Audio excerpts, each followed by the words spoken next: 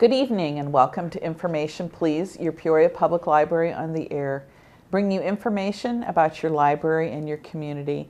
And this evening my guest is a local author, Bob Good, who's going to be doing a program at the library. So he's come to tell us about his book and his program. Hi, Bob. Hi. Thanks for taking time out. I know you're a busy man, you got lots going on. And one of the things you're going to be doing is on March 31st from 6 to 7 at North Branch, you're going to do a presentation on your book, which is a love story with community growth in mind. Correct. Yeah, we were just chatting a little bit before the show about stabilization and community. So could you explain a little bit to us right off the bat here what this book is about and what that means? Well, the reason why I wrote that book is I started out when I first got back here in 2007 evaluating Peoria from the time that I did when I came up. And what I found is that we were 50 years behind times. We were not growing with the atomic age, you might as well say. And we had so much to invest in if we utilize all our resources. What I found out was we are depriving ourselves from all our opportunities we could use in all the communities. For instance, like the South Side, they hired 20 more policemen. Yeah. Well, 24 or 20 more policemen would actually put more people in jail. We got too many people in jail. Right. So people go to jail should work their way, like they got in, they should work their way out and pay the community back rather than us paying for them. In community stabilization, what we do is we bring all people abreast to the times and help each one of them get a proper education where they can be effective people in the community rather than defective or faulting all the opportunities that we have coming forward. And we have a lot of opportunities coming forward if we take them. Right. But what we have done, denied each other a lot of those opportunities. Teaching kids, like my book talks about Dr. Paul Riel, which is a strong character in the book. And what he does is he turns a whole community around, a whole city around, community at a time. And he's funny, he's effective, he talks about race, he helps people to grow and he shows them how to grow. And Mother Maria is one of his key figures in his group because she teaches the kids and she shows them the way to growth, how to get there. But her name is not really Mother Maria. That's what the kids call her, Mother Maria. But she's tough. But she gets the job done. And there's a lot of funny characters in there along with them. Okay. Phil, who owns a company and he's multi-rich, you know, he just got so many millions. Yeah. And his father came to this country without anything. And he built his own business and everything. And then Phil was the beneficiary of all that. Right. So Phil wanted something different, unusual. He found a project. So the book goes on. The other thing too about the book is you might find flaws in it, and the reason why you'll find so many flaws in it, if you do, it's because that I rushed to get the book out because I wanted a lot of people to get it in their hands. I gave the mayor one, and I wanted everybody to know what they could do with the communities. Like Father Flanagan, I think it was, that said, there's no such thing as a bad boy. Yeah. We make people bad. We make kids bad. But we can also make them good. If we can make them bad, we can make them good. And I met so many people when I was downtown selling the book at Adams and Main Street and then out by Target and Lowe's. I met so many people going by there, and it was just a thrill to talk to them. Yeah, there's so many people. Yeah, some of the people thought I was begging. I wasn't begging. They tried to give me money. I said, I'm not begging. I said, I'm selling the book. They thought it was strange that you were out there selling the book. That's what that story is all about. Growth, teaching, and building.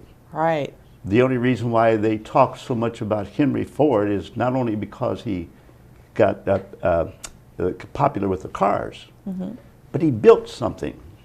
Edison built something, put it together. Right. You look at all these different people that built something. I built a lot of things, and I'm still trying to build. Even though sometimes I'm not effective, you can be effective if you keep trying, but you just can't back off and hide. Right. Or give up. No, and stand your ground and encourage people to grow. That's a couple of things that I found out when I was downtown at Adams and Main Street. I talked to a lot of young people. And one girl came by 3 times and she says, I'm going to get that book. And one day she got out of her car. They dropped her off and she got out of her car, walked up to me and she says, I want the book. And I just beamed. Yeah. It wasn't so much for her buying the book, but for her wanting to know, Yeah, wanting to grow. learn. Yeah. And wanting And to I met know. a lot of people that was going over there to the county building for court. One guy knew he was going to go to jail, but he says, I want this book to take with me. And I just beamed. You know, Yeah, I got somebody more who- good out of it because I'm way behind in money. But it wasn't the money. You know, I have sacrifices to make myself Yeah. as well as other people. Yeah. But if we all chip in and do our part and help one another rather than stagnation, teach them to grow. And I think there was many movies like that that actually taught people to do things.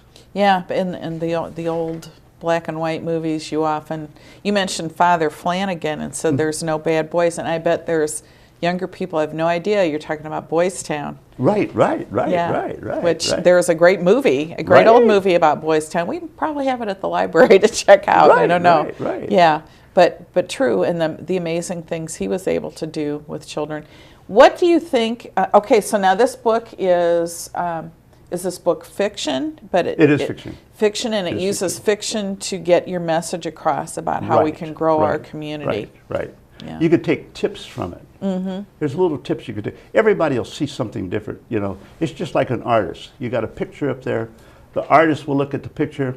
I mean, the people will come by and look at that picture that the artist put up there, and several people will have different things they saw in that picture, not the same thing. That means that we all can do something to help everything flourish. you know. Right. Well, when you do your presentation at the library, what are you going to talk about? Are you going to talk about the plot in the book or your ideas? Or No. When I do the thing at the library, what I want to do is I want everybody that bought the book to come there and ask me any question they want. It's Okay. open. I don't care whether it's about race. I don't care whether it's about me. I don't care whether it's about education. I don't care if they have something against it, Bill. Bring it out and tell, because that's the only way people grow, is they know what you don't like, they know what you do like, and then how we can blend things together to improve. Because you won't hurt my feelings, I don't have any. that's one good way to put it. I don't have any.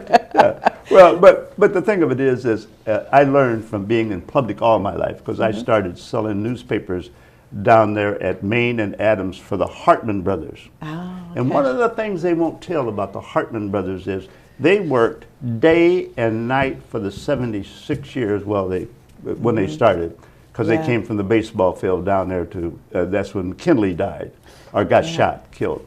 And then then the Peoria Journal-Star wanted newspaper sellers, people to sell newspapers, and that's where they started. And that's long gone. People, I think about this all the time. Now you are at this corner of Main and Adams, and everybody's on their cell phone getting the news. But and people are annoyed. But back then, everybody was standing with Buying the the paper, newspapers, yeah. reading the paper, and talking about what was in it. Right. Yeah. So things have flourished.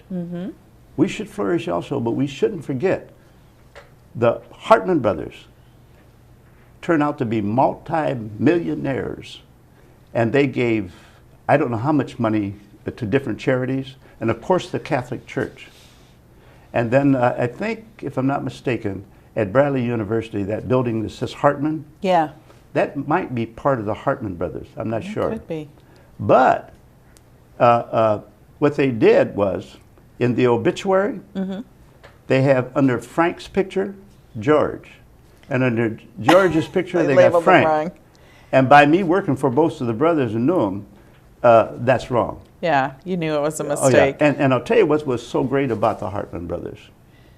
I have never heard anything bad said through their mouth. That's Never. a wonderful thing. Me being black would Yeah. hear something, Yeah, yeah, a slur maybe towards me. Yeah. No, not the Hartman Never. brothers. No. I never heard them talk bad about anybody, and they both brothers worked hard. And a week after George retired, he died. Isn't that something? yeah. And that happens so often. People retire and they die. Mm-hmm. They just, because they're such workaholics and they don't really know anything else. And He had- sometimes you think they don't retire until all of a sudden they feel like they want to retire, and really they're retiring because they're just worn out. You know, that's what I think about folks Well, like he that. was a great guy, and he rode the bicycle all the time.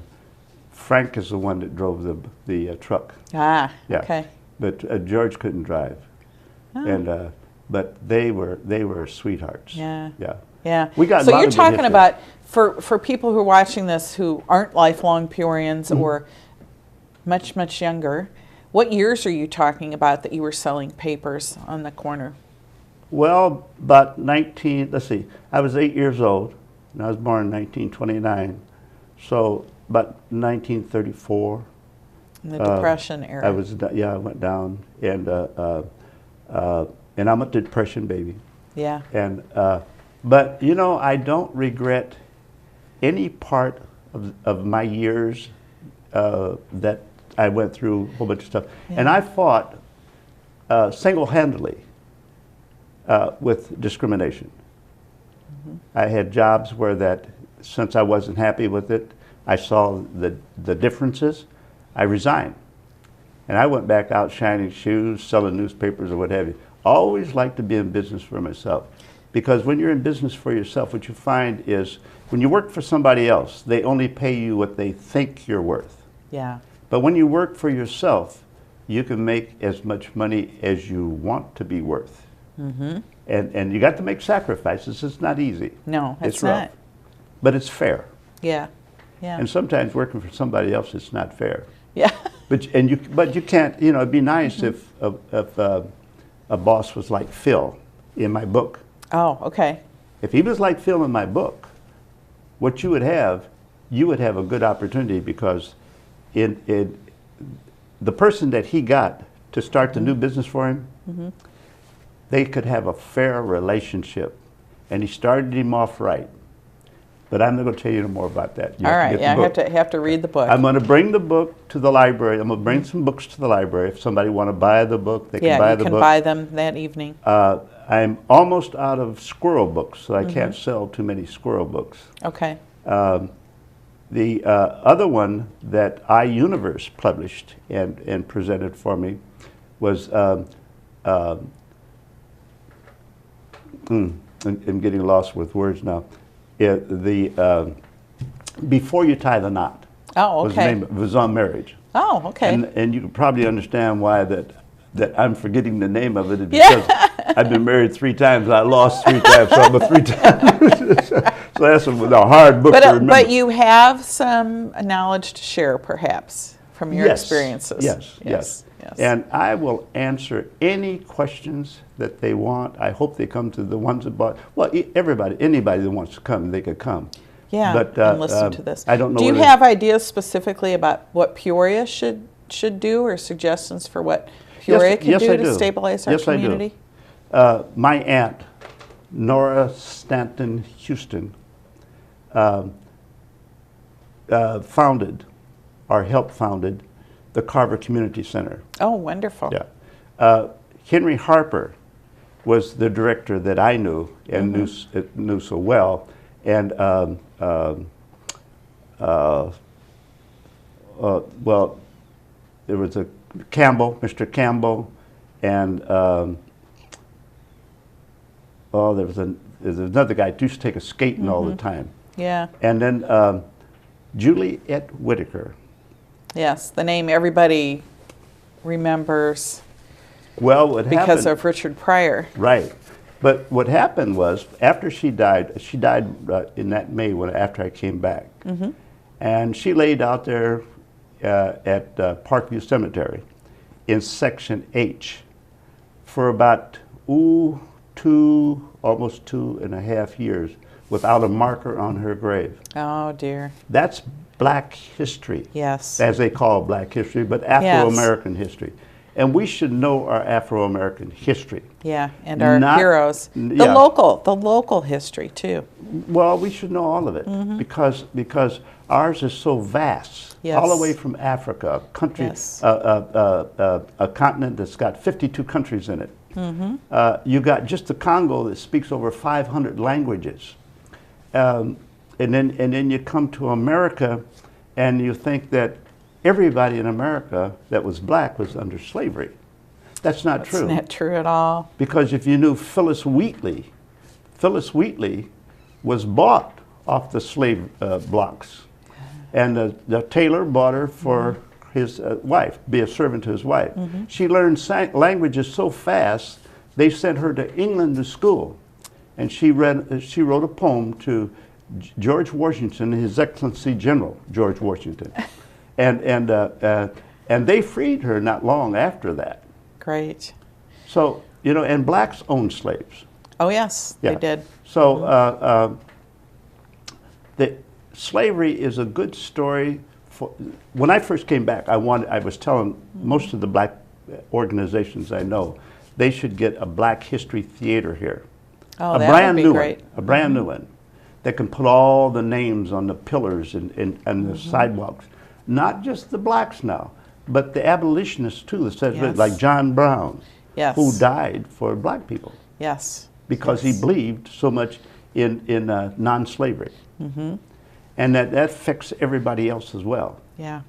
So there's a lot of good history and there's a lot of good things we could do.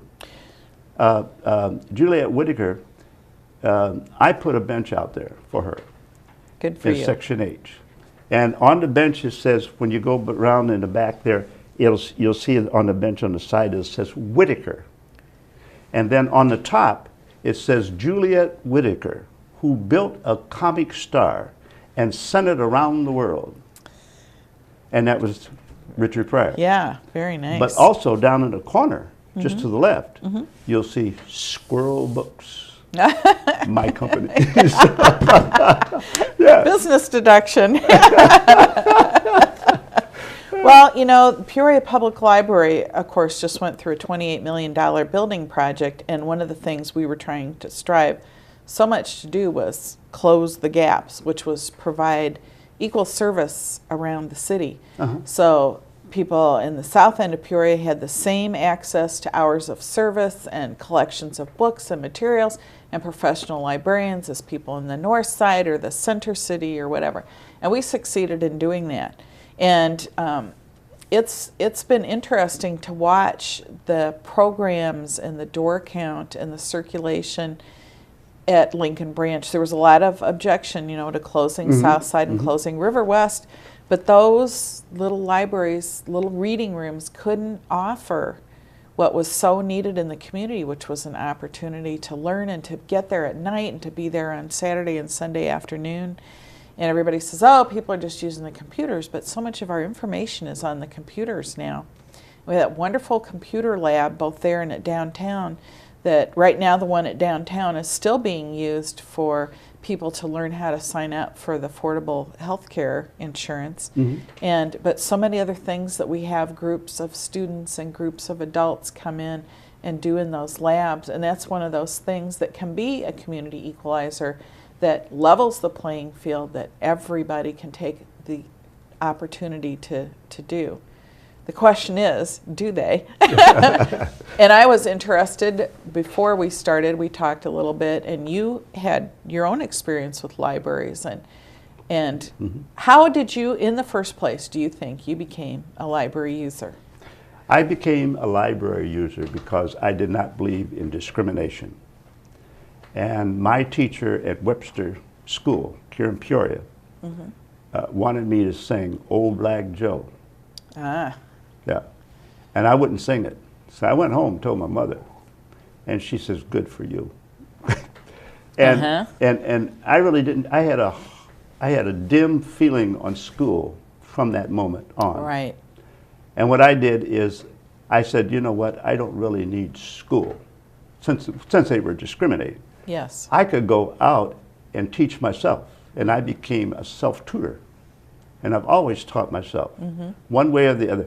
And John Muir, if it wasn't John Muir that said it, and I believe it was. Well, we can look that up at the yeah, library. that said, anything you want to know, it's in the books of the library or something like that. Yeah. I forget, it was John Muir. And the reason why I like him so much, because I like poetry and I like Rudyard Kipling's If. And you've heard, you read Oh, that? yes, Yeah. yes. If. But what I want to suggest, though, if you haven't done it and you want to do it, I'd love to be a part of it. I'd like to see them do a play downstairs in your downtown Peoria auditorium. library. Do a play down there so that all the kids, never mind the race, it's not just blacks, Yeah. but people could come in and go down and see a slavery play, a growth play. How you've seen, they got a movie out called The 12 Years of Slave. Yes, you I'm know. anxious to see it. I haven't Right. gotten to it yet. I haven't seen it either. But we could do a play down there, downstairs there, and teach kids how not to use guns, but use the mind. Because a gun doesn't do anything but No. destroy. The gun is just a tool, Right. and it's not.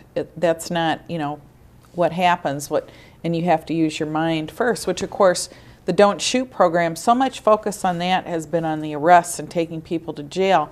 Right. But the part of that program that's not getting publicized because it's not sensational is the part of that program that goes into the community and offers people, what do you need to stop living this way?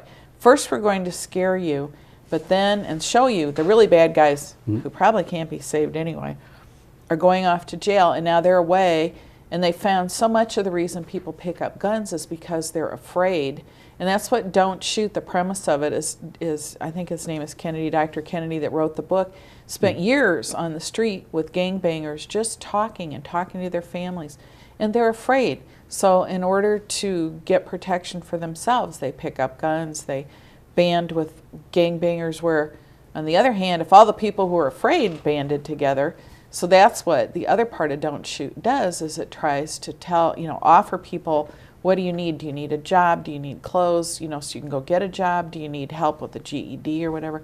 Tries to offer all of that. And I don't think that's been talked about much in this community. But that's exactly what you're talking about, is people turn away from this and turn, you can, all the scared people join together, perhaps can defeat the people with the guns who want to threaten everyone. We have done a play or two down there. We have at Lincoln Branch, we have our Project Next Generation kids, and they often they've done plays that were more historical in nature, or done poetry and raps and that kind of thing for Black History Month. But they have brought those from Lincoln Branch up to our big auditorium and presented them, and always well attended. They didn't do that this year, but always well attended and always great. So. But the opportunity is there. I mean, that's one of the things the library is about, is to present a place for the community to meet and a community to talk about things that won't happen otherwise. That's why we have, an art gallery and an auditorium, and why we have author visits and bring people like you who've done something. And, you talked about when you came back to Peoria. How long were you gone from Peoria? I was gone from Peoria about 50 years, because I spent 25 years in Denver, Colorado. Oh, okay. Some of the things that I'm mentioning is because out there in Denver, Colorado, I did a lot of things. I was a manager at a hotel there for my department, and also on the weekends, MOD on the weekends, manager on the weekends. And I thought to myself, if I can manage for somebody else, I can manage my own business. Yeah. And I did that. But I read this book, the library. You read a book at the library. I read this book that it takes 5 to 7 years to be successful in business. It does. And I was successful in the 5th year. But good. I was patient, and I was I wasn't going to let anybody deter me from making it. And I made it. And I did well. In fact, I was so good, I tried to sell my business, and the guy said, Bob, you can't sell it. And I said, why not? He says, because if you take you out of the picture, you Then- don't have a business. Yeah. And most of the business people that were coming back was because of me. Yeah. And one of the guarantees that I said, if you're not satisfied, you don't owe me nothing. And I made sure I backed that up 100%. Yeah. And I flourished. I had to hide to eat. Yeah. But you know, what I'm thinking though, if you had a play downstairs and you had a black, white kid, you know, and they're sitting there, and I always liked the word Afro-American and a Caucasian sitting there, and they're reading this book. And as they're reading this book, one might say to the other, as you see them do today, they didn't do it in my day coming Yeah. along, as you see them do, hey, what do you think about so-and-so? And he looks and says, oh, you know what, that's a good idea. He said, well, let's do it together. Yeah. That's bringing people together. Yes. Rather than taking them apart. Well, I'll try it in my section, you try it in your section, you come back and tell me what that's not good. But when you say, well, let's work together, and they do. Yeah. They do it in football now, they do it in basketball now, they work as a team. There is progress being made. Oh, It's always yeah. slow, but And here in Peoria, I've Yeah. seen Yeah. progress being made here in Peoria Yeah. since I've been back. yeah. Well, I'll tell you what, Bob, we're out of time, and everybody can come and see Bob at North Branch Library on March 31st from 6 to 7 p.m. You can get his book before then and read it, or you can pick up a copy that night and read it, you know, take it home. But Bob's here to answer questions. He's got a lot of thoughts about our community and what can happen. And so we'll look forward to seeing what he does after this.